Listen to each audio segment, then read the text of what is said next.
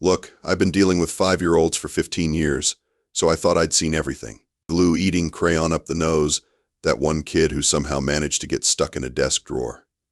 But nothing, and I mean nothing, prepared me for the day little Zephyr decided to have what I can only describe as a thermonuclear meltdown in my kindergarten classroom. Maya Torres, that's me. Burnt out doesn't even begin to cover it. I was running on coffee, spite, and the fading hope that my pension would kick in before I completely lost my mind. Roosevelt Elementary wasn't exactly the dream job. But hey, at least the kids couldn't literally destroy the building when they got upset. Or so I thought. Zephyr had been in my class for exactly 3 weeks, and in that time he'd managed to break 2 desks, melt a crayon box, and somehow make all the fish in our classroom aquarium glow bright blue. His parents, who I'd never actually met, always sent these impeccably dressed assistants to pick him up. Nice suits, weird accents, and they always seemed nervous around the kid. Red flag number 1. But honestly, I'd seen helicopter parents do weirder things. The day it all went sideways started normally enough. We were doing circle time, talking about feelings, the usual kindergarten stuff. Then little Timmy made the mistake of saying Zephyr's drawing looked stupid. Now, most kids would cry, maybe throw a crayon. Zephyr's eyes literally started glowing, and I swear the temperature in the room dropped to 10 degrees. "That's not nice, Timmy," I started to say, but then Zephyr opened his mouth and let out this sound. It wasn't crying, it wasn't screaming, it was like someone had taken a freight train and mixed it with a tornado. The windows started rattling, the supplies started floating off the shelves, and I'm pretty sure I saw my coffee mug levitate before exploding midair. Every other teacher would have panicked, would have called the principal, maybe the fire department, possibly NASA. But you know what 15 years of dealing with tiny humans teaches you? Sometimes you just have to out-stubborn them. "Zephyr," I said, using my teacher voice, the one that could cut through any chaos, timeout corner. "Now?" The floating stopped. The glowing dimmed. 23 other 5-year-olds stared at me like I'd just told a hurricane to sit down and think about what it had done. And you know what? It worked. Zephyr, this kid who had just defied several laws of physics, shuffled over to the timeout corner and sat down. 5 minutes later, he came back, apologized to Timmy, and we went back to circle time like nothing had happened. Just another Tuesday at Roosevelt Elementary, right? Wrong. Because apparently when you successfully discipline what I later learned was an alien prince with reality-bending tantrum powers, people notice. Important people. Specifically, the kind of people who travel faster than light and consider Earth a backwater planet that occasionally produces decent reality TV. I was cleaning up glitter from our art project when they arrived. The 3 figures in those same fancy suits, except now I could see they weren't exactly human. Taller, with skin that had this weird metallic sheen, and eyes that were definitely not regulation human blue. They moved with the kind of precision that screamed military training, and they all looked at Zephyr like he was a live bomb. "Ms. Torres," the tallest one said, his accent now clearly not from anywhere on Earth. "We need to talk." So apparently, when aliens say we need to talk, what they really mean is pack a bag. You're coming with us to meet the most dangerous being in the known universe. They were very polite about it. I'll give them that. No probing, no cattle mutilation. Just a very formal invitation that I couldn't exactly refuse, considering they'd already parked their invisible spaceship in the school parking lot. "This is a diplomatic transport," explained Commander Rax, the leader of Zephyr's bodyguard detail. Yes, bodyguards. For a kindergartner. I should have seen that red flag from orbit. The ship was nice, I'll admit. Way better than flying coach. They even had a beverage service, though I'm pretty sure the green stuff they offered me was either exotic juice or rocket fuel. Hard to tell with aliens. During the 3-hour journey to what I later learned was the capital planet of the Thaix Empire, Commander Rax filled me in on the details. Zephyr wasn't just any alien kid. He was Prince Zephyr, heir to Emperor Thane, who had conquered roughly a third of the known galaxy before lunch most days. The Emperor who made hardened warriors wet themselves just by entering a room. The guy who had personally ended 3 different galactic wars by showing up and asking very politely if everyone wanted to surrender. and this cosmic force of destruction couldn't get his 5-year-old to eat his vegetables. 17 nannies, Commander Rack said, shaking his metallic head. 17 highly trained child care specialists from across the galaxy. The longest any of them lasted was 6 days. What happened to them? I asked, though I wasn't sure I wanted to know. Various psychological breakdowns. One tried to join a monastery. Another moved to a small agricultural planet and now grows turnips. We don't talk about what happened to the Galactic Nanny of the Year. The palace was exactly what you'd expect from a galactic emperor. Massive, gleaming, and designed to make visitors feel appropriately insignificant. But walking through those halls, all I could think about was how many corners weren't child-proofed and whether they had any decent playgrounds. Emperor Thane was waiting in what I assumed was a throne room, though it looked more like a war room crossed with a very expensive office. He was huge, easily 7 feet tall, with the kind of presence that made you understand why entire planets surrendered rather than face him in battle. His armor looked like it could stop a meteor, and his cape probably cost more than my annual salary. He was also holding a juice box and looking completely defeated. "Ms. Torres," he said, his voice carrying the authority of someone who had never been told no in his adult life, "Thank you for coming. We have a situation." The situation, as he explained it, was Prince Zephyr. The kid who had casually rearranged my classroom furniture with his mind was apparently holding back. At home, his tantrums could shatter reinforced steel, cause localized earthquakes, and on one memorable occasion, accidentally sent a diplomatic envoy into orbit. "I can command fleets," Thane said. The most powerful being in 3 galaxies, sounding like every exhausted parent I'd ever met. "I can negotiate treaties that reshape star systems. I can make grown warriors weep with a glance. But I cannot get my son to take a nap without destroying half the West Wing." They offered me a salary that had more zeros than I could count, full diplomatic immunity, and my own wing of the palace. The pension plan alone would have made my teachers' union weep with joy. But honestly, what sold me was the look in Thane's eyes. I'd seen it before, in every parent who'd ever sat across from me during a conference. Pure, desperate hope that someone, anyone, might have an answer. "All right," I said, because apparently my midlife crisis involved accepting a nanny position for an alien prince who could accidentally end civilizations. "But I do things my way. No interfering, no undermining my authority, and I want a fully stocked art supply closet. You'd be amazed what you can accomplish with finger paints and construction paper." Emperor Thane, conqueror of worlds, nodded eagerly and asked if I preferred the East Wing or the West Wing for my quarters. Living in an imperial palace designed by beings who consider interior decorating a form of warfare takes some adjustment.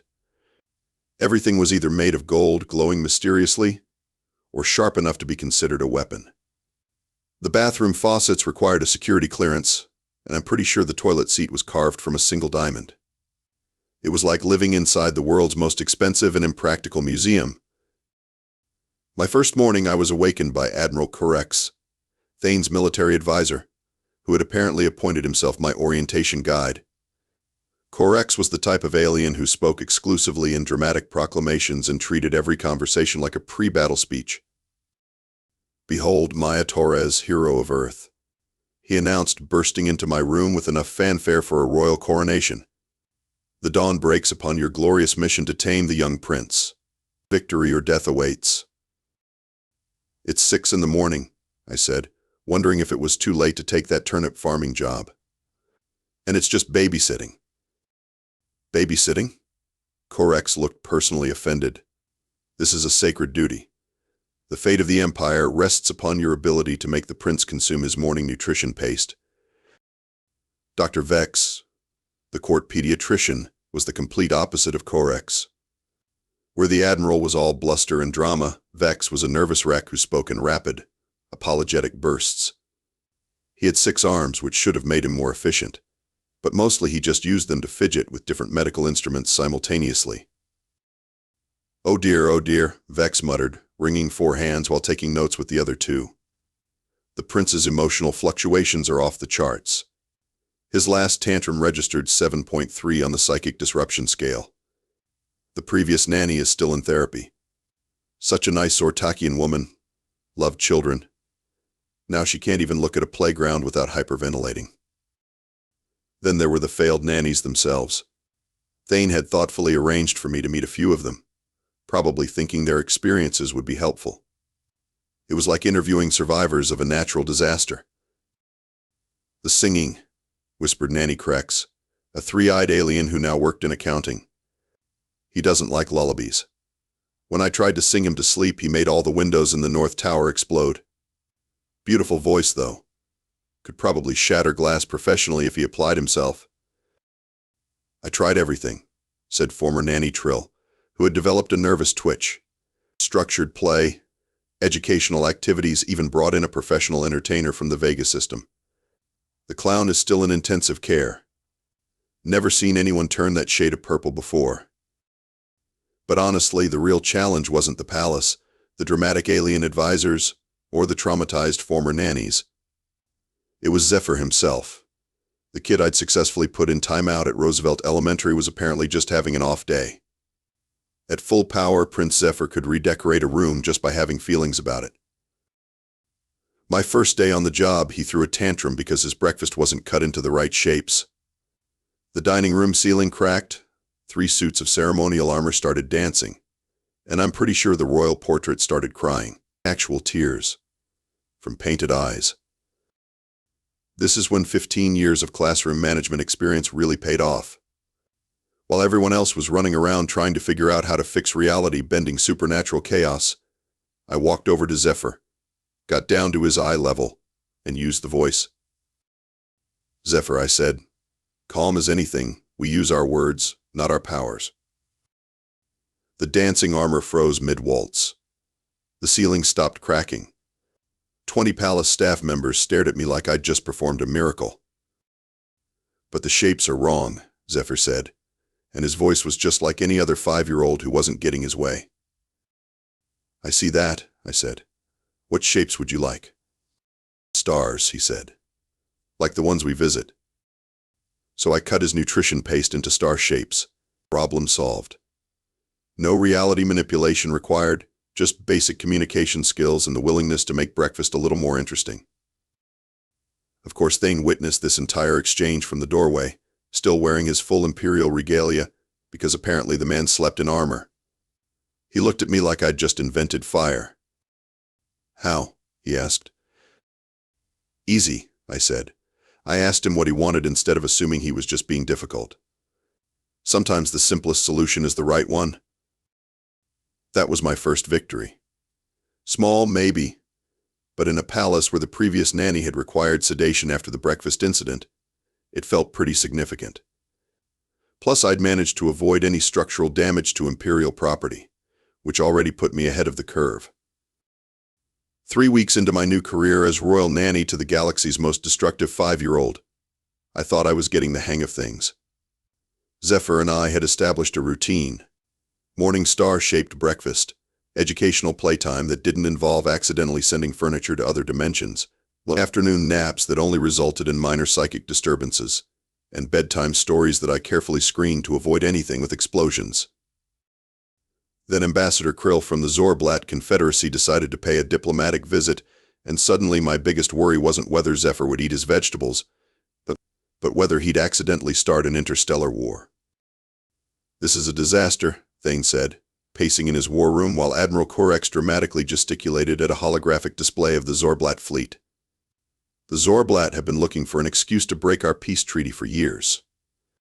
If Zephyr has even one incident during the state dinner, the consequences would be catastrophic," Korex proclaimed, because apparently he was contractually obligated to make everything sound like the opening of an epic poem, or across 17 star systems. Billions of lives hanging in the balance, all dependent upon a child's ability to use proper table manners. Dr. Vex was having what I could only describe as a 6-armed panic attack. The stress levels, oh dear, the stress levels are astronomical. The prince's emotional readings are already elevated just from the change in routine. And the Zorblat delegation includes children. What if they don't get along? What if there's a playground incident? I'd been listening to this chaos for 20 minutes before I finally held up a hand. Okay, everyone take a breath. Well, except you, Correx, you might hyperventilate. Here's what we're going to do. The plan was simple, which in a palace full of beings who considered military strategy a form of art, made it revolutionary. First, I explained to Zephyr exactly what was happening. No sugarcoating, no trying to hide the importance of the situation. Kids are smarter than adults give them credit for, and they can handle the truth if you present it right. So these visitors are kind of grumpy? Zephyr asked, sitting cross-legged on his bed while I laid out his formal clothes. And if I use my powers, they might get mad at Daddy? Exactly, I said. But here's the thing, kiddo.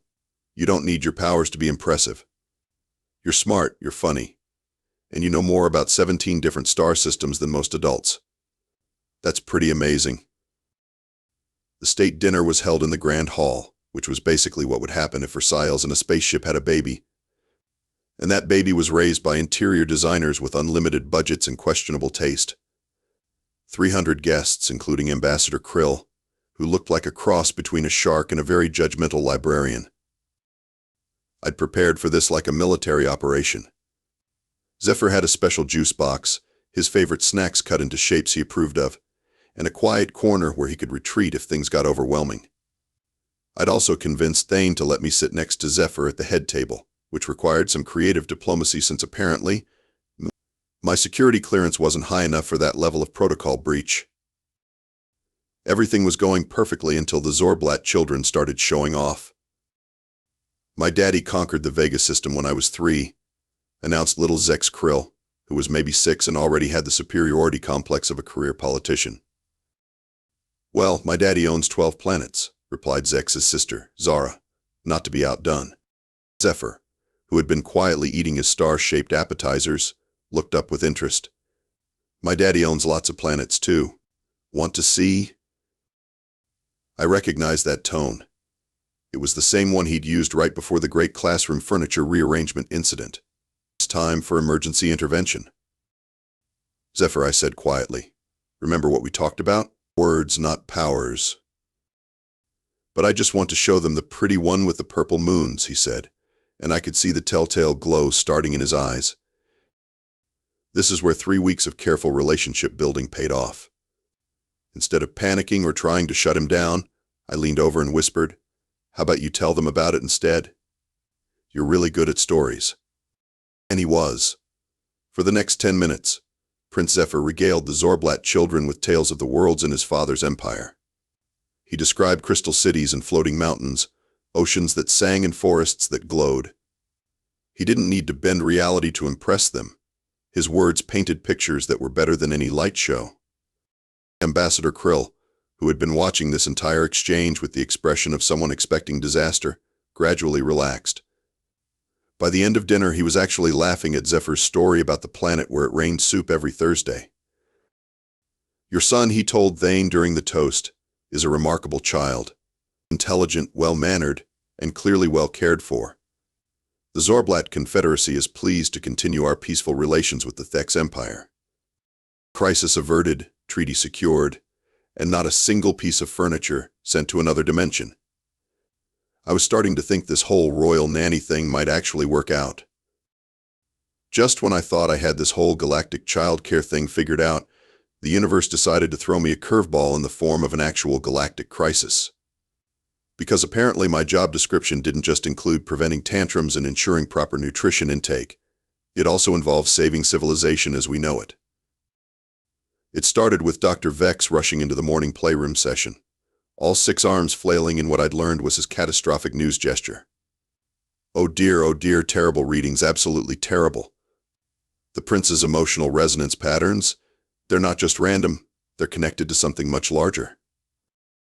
In common galactic, please, Doc, I said, while Zephyr continued building what appeared to be a scale model of the solar system out of blocks that definitely weren't following normal physics. The prince's powers, Vex explained, wringing his hands, they're not just telekinetic abilities. They're connected to the cosmic grid, the underlying energy network that holds space-time together. When he gets upset, he's not just moving objects, he's creating ripples in reality itself. This explained a lot, actually. Like why his tantrums seemed to affect things that should have been completely unrelated. Or why sometimes the palace's quantum generators would start humming lullabies after his bedtime routine. But the real crisis came when Admiral Corex burst in with news that the Void Seekers, a nomadic race that fed on cosmic energy, had detected the disturbances and were heading straight for the Thex Empire. They weren't just another military threat. They were reality vampires who could drain the life force from entire star systems. They're attracted to strong psychic emissions, Thane explained during the Emergency War Council. Zephyr's untrained abilities are like a beacon to them. We have maybe 72 hours before they arrive. The plan, as outlined by the military advisors, was typically simple and completely wrong. Suppress Zephyr's abilities entirely using some kind of psychic dampening field, eliminate the signal that was drawing the Void Seekers, and hope they'd lose interest and go away. Absolutely not, I said, which caused quite a stir in the war room. Apparently, kindergarten teachers don't usually contradict galactic military strategy. Maya, Thane said carefully, I understand your attachment to my son, but we're talking about the survival of billions of beings. No, you're talking about treating the symptom instead of the cause, I replied. You can't just suppress a child's natural abilities. That's like trying to stop a river by building a dam without a spillway. Eventually, the pressure builds up and something catastrophic happens.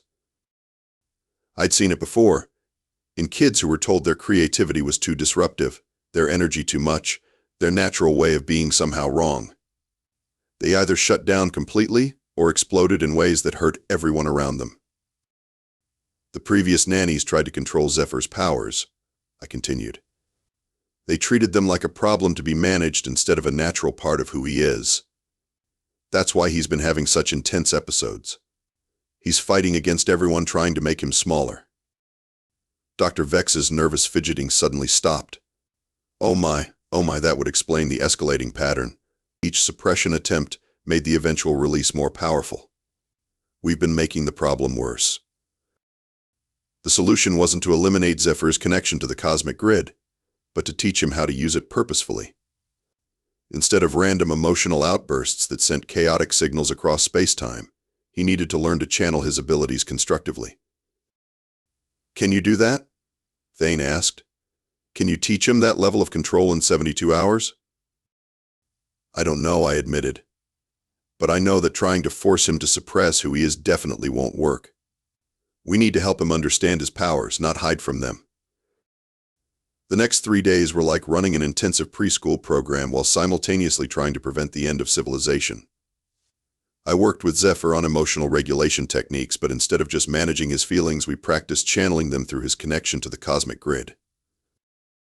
When you feel angry, I explained, instead of letting it explode outward, try to send it down, like roots from a tree.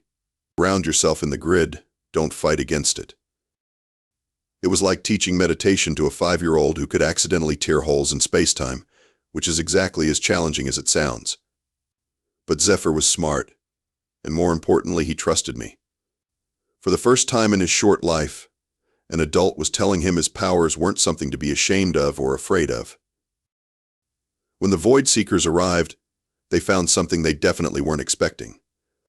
Instead of chaotic, uncontrolled psychic emissions, they encountered Prince Zephyr, sitting calmly in the palace garden, deliberately sending out a signal through the cosmic grid.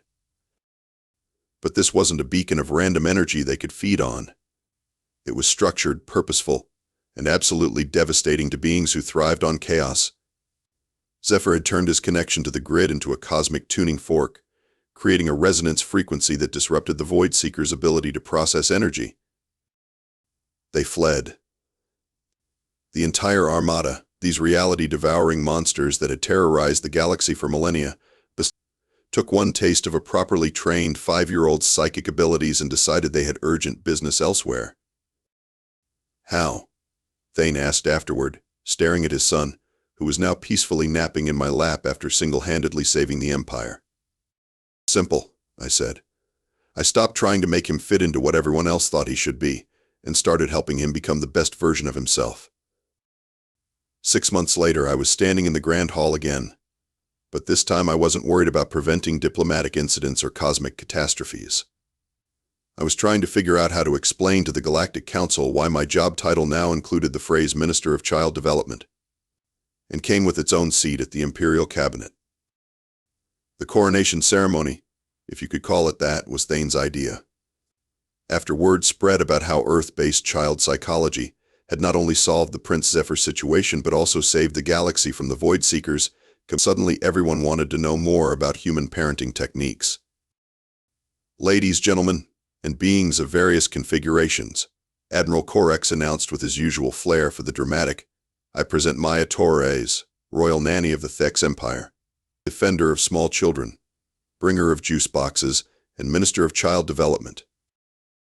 The titles were getting a bit ridiculous, but the authority that came with them was real.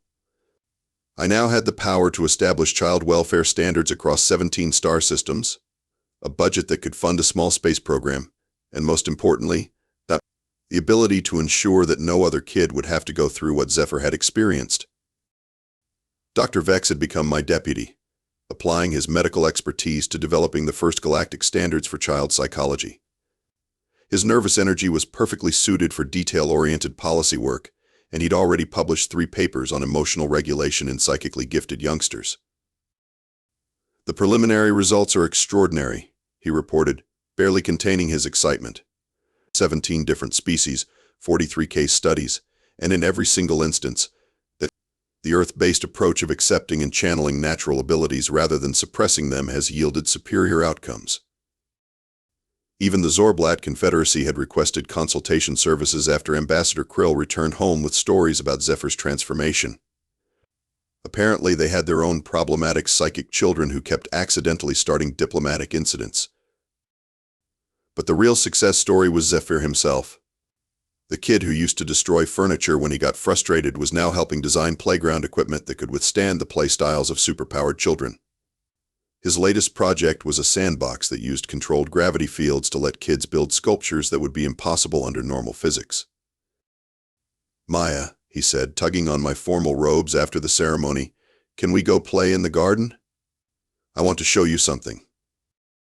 The garden had become our favorite place, mainly because it was the only spot in the palace where Zephyr could practice his abilities without risking expensive art or structural damage. He led me to a corner where he'd been working on what he called his special project. It was a small grove of trees, but these weren't normal trees. They were growing in perfect geometric patterns, their branches intertwining to form complex mathematical shapes that shifted and changed as you watched. The leaves chimed softly in harmonics that were somehow both audible and felt directly in your bones. I made them sing, Zephyr said proudly. Not with my powers, though. I asked the cosmic grid very nicely if it would help the trees be musical. It said yes. This was the difference. Before, Zephyr's abilities had been reflexive, emotional responses that he couldn't control. Now he was having conversations with the fundamental forces of the universe, and they were apparently quite willing to collaborate on art projects. They're beautiful, I said, and meant it. What made you think to try this? You always said that feelings are okay, but we need to find good ways to show them, he explained with the matter-of-fact wisdom that 5-year-olds sometimes possessed. I was feeling happy about the new playground, so I wanted to make something happy too. That evening, after Zephyr was asleep and the palace had settled into its nighttime quiet, I found myself on the observation deck, looking out at the vast expanse of space. 3 moons hung in the sky, 2 of them purple, and somewhere out there were billions of beings living their lives in star systems I was now partially responsible for protecting.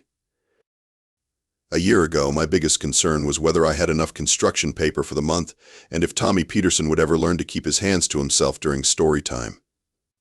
Now I was developing interspecies child development protocols and had a direct line to the Galactic Emergency Response Team. Quite a career change, Thane said, joining me at the railing. He'd traded his formal armor for something more casual, though on him casual still looked like it could stop a meteorite. You could say that, I replied, though honestly the core job hasn't changed much. I'm still trying to help kids figure out how to be the best versions of themselves. It's just that now, Some of those kids can accidentally rearrange solar systems when they're having a bad day. The council wants to know if you'd consider expanding the program, he said. There are requests from 14 different planetary governments for consultation on psychically gifted children. The Andromedans are offering to build you your own research facility. I laughed, thinking about how I'd gone from managing crayon fights to preventing interstellar wars. You know what, why not? But I have conditions. Name them.